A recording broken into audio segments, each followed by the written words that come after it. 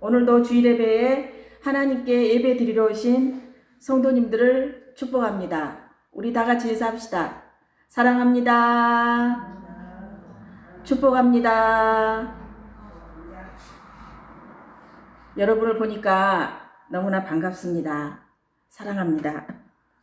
오늘 말씀은 눈먼 인생을 열어 완전한 빛으로 인도하시는 그리스도라는 제목으로 은혜를 나누려고 합니다.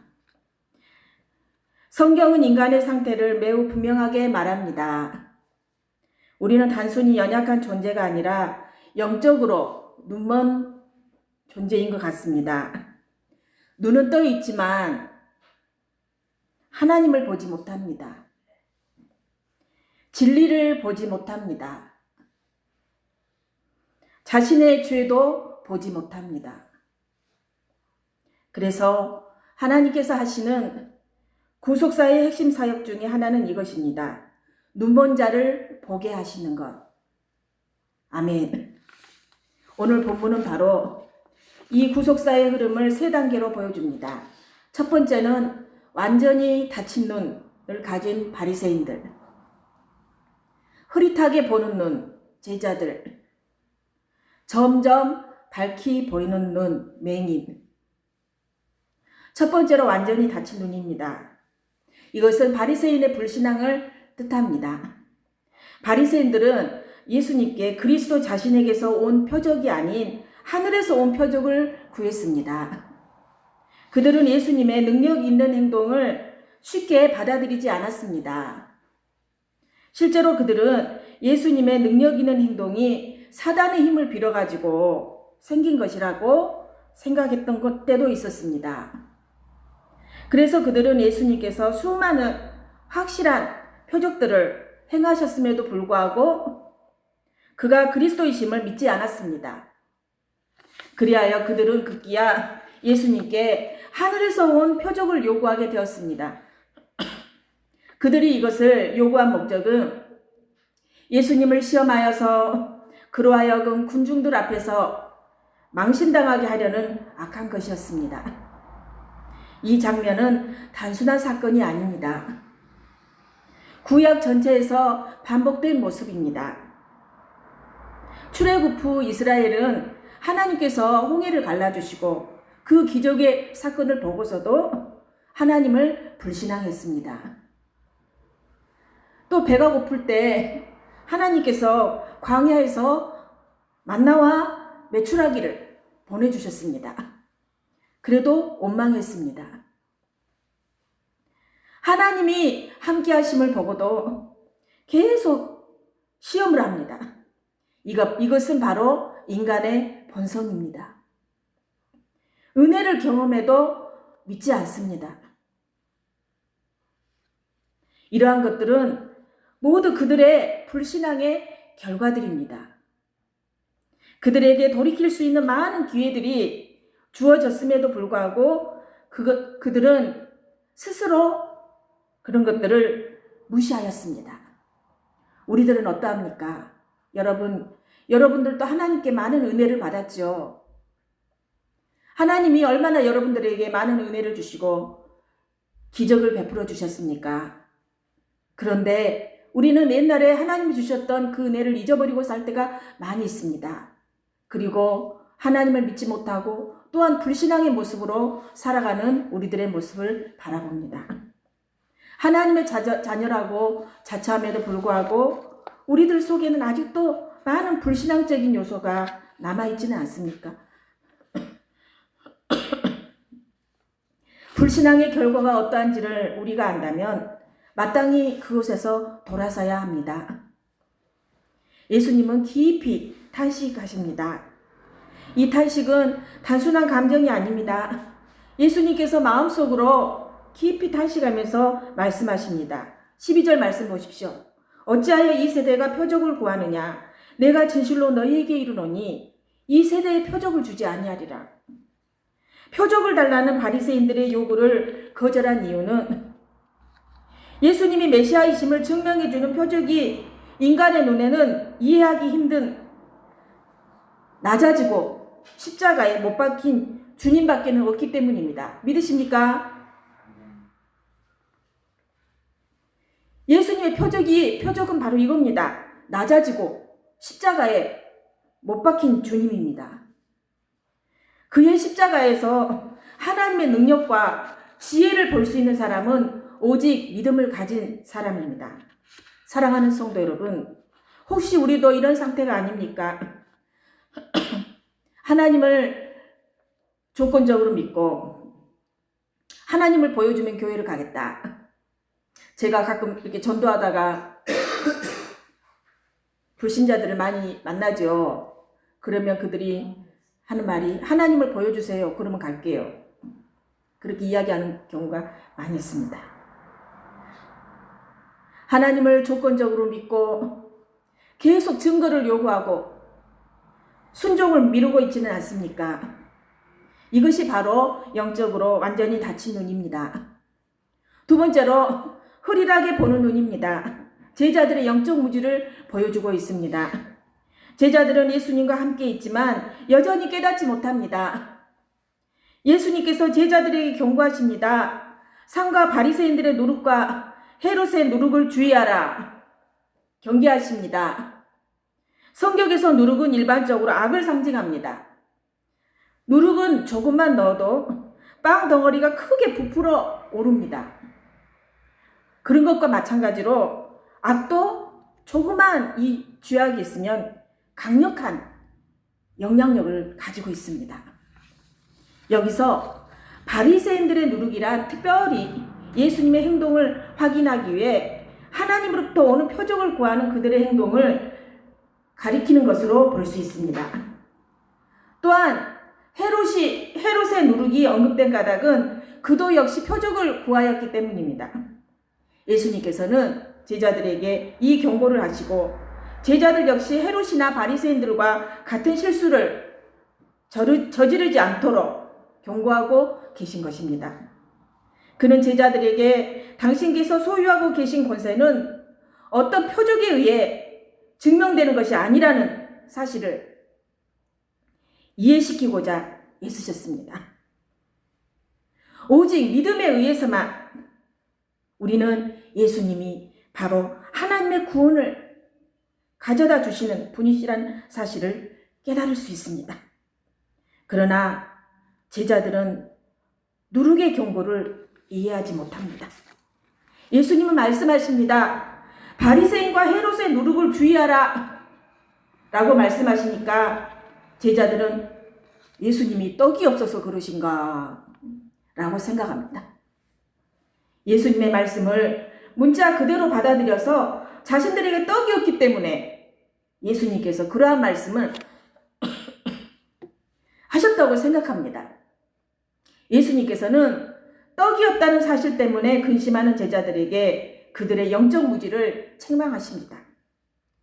17절에서 18절 말씀 보십시오.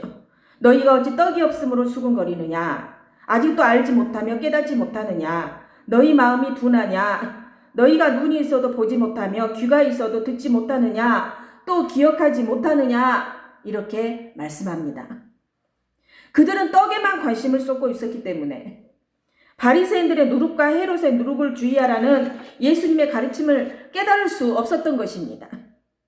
그들은 예수님께서 그들을 위하여 2번씩이나 얼마나 예수님께서 2번씩이나 충분한 떡을 제공해 주셨지 않습니까? 5병이어 사건, 7병이어 사건.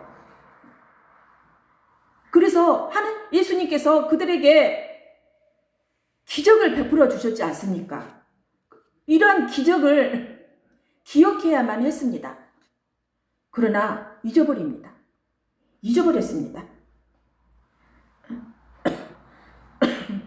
기적을 기억해야만 했습니다.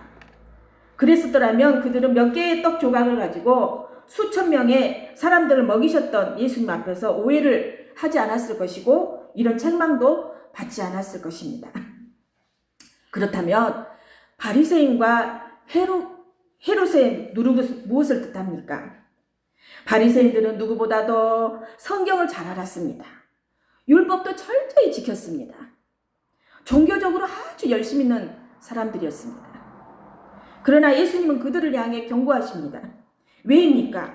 겉은 거룩하지만 속은 하나님이 없는 신앙이기 때문입니다. 바리새인의 누룩은 세 가지로 요약됩니다. 위선, 사람에게 보이기 위한 신앙, 하나님보다 사람의 시선을 더 의식합니다. 형식주의, 내용보다 형식이 더 중요한 신앙, 불신앙, 표적을 계속 요구하지만 결코 믿지 않는 마음. 우리 안에도 이러한 누룩이 들어올 수 있습니다. 예배는 열심히 드리는데 하나님과는 멀어집니다. 봉사는 열심히 하는데 마음은 없습니다. 신앙은 있지만 온전한 변화는 없습니다. 이것이 바로 바리새인의 누룩과 같은 것입니다. 헤롯의 누룩은 세속적인 권력과 타협입니다. 헤롯의 누룩은 이렇게 나타납니다. 세속주의는 뭡니까? 하나님보다 세상을 더 중요하게 여깁니다. 타협을 합니다. 진리를 알지만 손해를 피하기 위해 포기합니다. 또한 자기 중심성, 하나님이 아니라 내가 중심입니다. 헤롯의 누룩은 바로 타락한 세상의 흐름을 상징합니다. 하나님 나라와 반대되는 가치를 가지고 있습니다.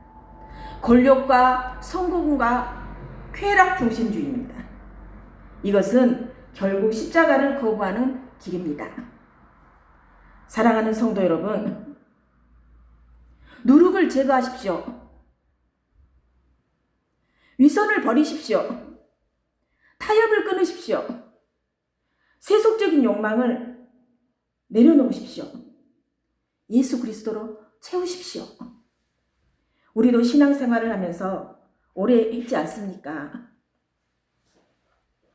말씀을 듣고 예배를 드리고 은혜를 경험하지만 여전히 세상 방식으로 생각하고 눈에 보이는 것만 붙잡고 하나님을 신뢰하지 못하고 하나님 보여주면 믿겠습니다. 표적을 구하는 신앙이 될 때가 많다는 것입니다. 이것이 바로 부분적으로 눈이 열린 상태입니다. 저 같은 경우도 어렸을 때부터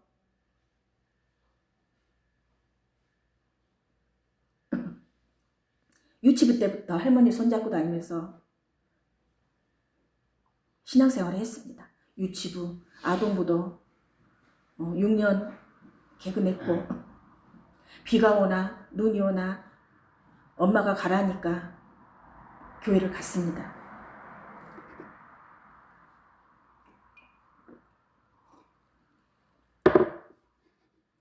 그리고 교회가 이렇게 말씀 중심으로만 항상 그런 것만 보았기 때문에 어떤 눈에 그 표적을 보지 못했어요.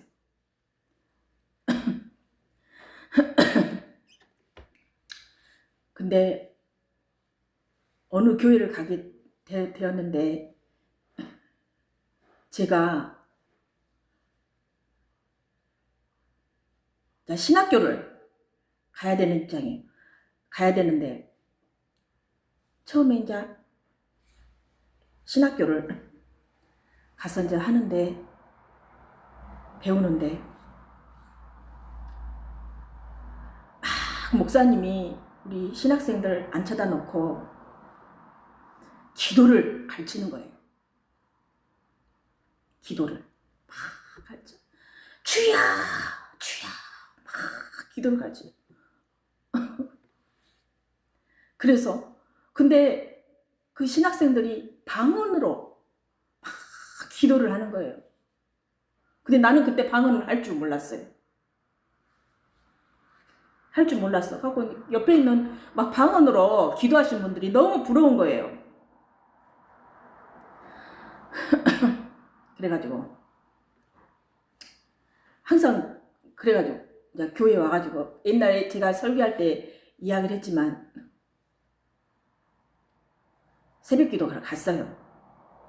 새벽기도를 가갖고 너무 그게 부러워가지고 내가 어렸을 때부터 신앙생활은 했지만 말씀으로만 항상 들어왔고 어떤 표적과 기적 이런 사건을 잘 보지 못했어. 하나님 앞에 새벽에 가서 기도를 합니다. 하나님, 저에게 방언을 주시면 신학교 가겠습니다. 그랬어요. 그러면서 이제 하나님 앞에 얼마나 그 방언이 받고 싶으면 그런 기도를 했을까요? 그랬더만 그날 새벽에 하나님 방언을 주물더라고요. 내가 처음으로 그 기적, 표적을. 근데 믿으려면 이렇게 표적에 이렇게 기적 그런 것도 한 번씩 이렇게 하나님이 주시면 진짜 사람들이 돌아옵니다. 그날 새벽에 하나님이 탁 방언 연사를 줘버리셔요.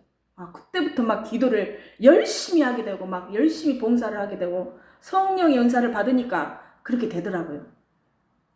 그래서 열심히 하게 됐습니다. 그런데 그렇습니다. 우리가 표적을 보고 기적을 보고 이렇게 신앙생활을 하는 것도 중요하지만 이제 나이가 들고 살아가다 보니까 저는 그런 표적보다는 그냥 하나님 말씀 자체가 좋은 거예요. 하나님 말씀이 더 은혜가 되는 거예요. 그렇습니다. 자, 세 번째로 점진적으로 눈을 여시는 예수님입니다. 이제 본문은 매우 특별한 사건으로 이어집니다. 벳세다에서 한 맹인을 고치시는 사건입니다. 그런데 이 사건은 독특합니다. 한 번에 고치지 않으십니다. 예수님이 안수하신 후 맹인이 말합니다. 사람들이 보이는데 나무 같은 것들이 걸어가는 것을 보나이다. 희미하게 보인가 보죠. 희미하게 보이니까 나무 같은 것들이 걸어가는 걸 보나이다. 이렇게 완전히 보이지 않습니다. 부분적으로만 보입니다. 그래서 예수님이 다시 안수하십니다. 그러니까 그제서야 밝히 보고 분명히 보게 됩니다. 우리는 맹인이 치유받는 과정을 통해 우리가 죄인 되었을 때를 생각할 수 있습니다. 예수 그리스도를 만나서 흐리다나마 광명을 찾았습니다. 그리스도를 만나기 전 아무것도 볼 수 없었던 이 벳세다 맹인은 예수님을 만남으로 광명을 찾았습니다. 맹인은 탄성을 지릅니다. 사람들이 보이나이다. 나무 같은 것들이 걸어가는 것을 보나이다. 캄캄한 어둠 속에서 홀로 길을 걷던 지친 나그네가 멀리 보이는 희미한 불빛에 탄성을 지르듯 흑암 가운데서 밝은 빛을 본 맹인은 탄성을 지를 수밖에 없습니다. 죄 가운데 있던 우리 또한 예수님을 알고 한 줄기 빛을 보았을 때 탄성을 질렀습니다. 기쁨을 감출 수가 없었습니다. 이것이 바로 예수 그리스도를 영접한 죄인이 죄사함을 받은 기쁨이고 탄성입니다. 또한 그리스도의 안수로 말미암아 밝히 보게 되었습니다. 처음에 맹인은 희미한 물체만을 볼 수 있었습니다. 좀 예수님이 한 번에 그냥 탁 보여주시면 얼마나 좋아요. 그런데 처음에는 희미한 물체만 볼 수 있었어요. 그런데 그 다음에는 만물을 밝히 보게 됩니다. 예수님을 인격적으로 만났을 때 맹인은 광명을 찾았고 예수님과 인격적으로 사귀었을 때 만물을 밝히 볼 수 있게 되었습니다. 그렇습니다. 죄인이었던 우리도 처음에는 예수님을 영접했을 때 어둠에서 벗어난 기쁨과 빛으로 들어가게 된 기쁨을 누렸습니다. 그것은 곧 예수님을 영접함으로 영원한 새 생명을 확실하게 보증받은 기쁨이었습니다.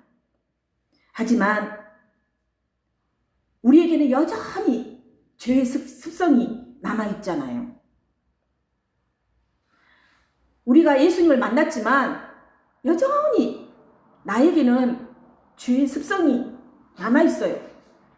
성숙한 그리스도인은 아닙니다. 여기에는 자기를 부인하고 옛사람을 철저히 죽이고서야 거듭 태어나는 제자의 길이 필요했습니다. 우리는 광명을 찾았고 빛 가운데 살 때 영안이 열리기를 간구해야 합니다. 그것은 그리스도와의 깊은 인격적인 사귐으로 말미암아 가능합니다. 예수님의 놀라운 은혜로 말미암아 영적 맹인이었던 우리는 광명을 찾았고 새 생명을 입었습니다. 믿으십니까? 아멘. 바울의 표현대로 썩어짐과 죄의 종로로 할 수밖에 없었던 나를 속량하여 완전한 피조물인 새 사람이 되게 하신 것은 예수님의 놀라운 은혜입니다. 자, 따라합시다. 그런즉 누구든지 그리스도 안에 있으면 새로운 피조물이라. 이전 것은 지나갔으니 보라 새 것이 되었도다. 아멘. 이 사건은 단순한 치유가 아니라 구속사의 그림자입니다. 인간은 부분적으로 눈먼 존재입니다. 죄로 인해 우리는 하나님을 알지 못하고 진리를 깨닫지 못하는 상태입니다. 그러나 예수님은 빛이시고 눈을 열어주시는 분이십니다. 나는 세상의 빛이다 라고 예수님께서 말씀하셨습니다. 그러나 우리의 눈은 점진적으로 열립니다. 처음에는 흐릿하게 보입니다. 우리가 처음에 교회에 왔을 때는 목사님이 말씀을 전해줘도 흐릿하게 보입니다. 이해가 잘 되지 않습니다. 부분적으로 이해합니다. 그러나 말씀을 통해 성령의 역사로 점점 더 분명하게 보게 됩니다. 결국 완전한 빛으로 인도하십니다. 마지막에는 얼굴과 얼굴을 대하여 보는 날이 있습니다. 완전한 깨달음의 날이 옵니다. 예수님이 재림하실 때 완전한 깨달음의 날이 온다는 것입니다. 사랑하는 성도 여러분, 우리는 지금 어떠한 상태입니까? 나는 바리새인처럼 눈이 닫혀 있습니까?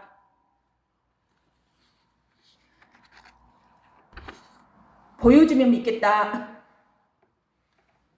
계속 표정만 요구하고 있지는 않습니까? 이미 주신 은혜를 무시하고 있지는 않습니까? 나는 제자들처럼 믿는다고 하지만 흐릿하게 보고 있지는 않습니까? 신앙은 있지만 여전히 내 생각 속에 세상 기준으로 판단하고 있지는 않습니까? 나는 예수님의 손에 나를 맡기고 살아가고 계십니까? 맹인은 어떻게 고침을 받았습니까? 예수님께 자신을 맡겼기 때문입니다. 예수님이 맹인의 손을 붙잡으시고 만져주시고 다시 안수해 주셨습니다.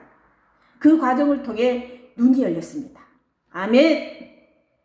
우리에게도 영안의 눈이 열리려면 주님, 내 눈을 열어주세요. 주의 법에 기이한 것을 보게 해주세요. 그렇게 기도하면서 예수님 앞에 맡겨야 합니다. 사랑하는 여러분, 우리의 인생도 이와 같습니다. 처음에는 흐릿하게 보입니다. 이해되지 않습니다. 그러나 포기하지 마십시오. 예수님은 끝까지 우리의 눈을 열어주시는 분이십니다. 그리고 결국 완전한 빛 가운데로 인도해 주시는 분이십니다. 기도드리겠습니다.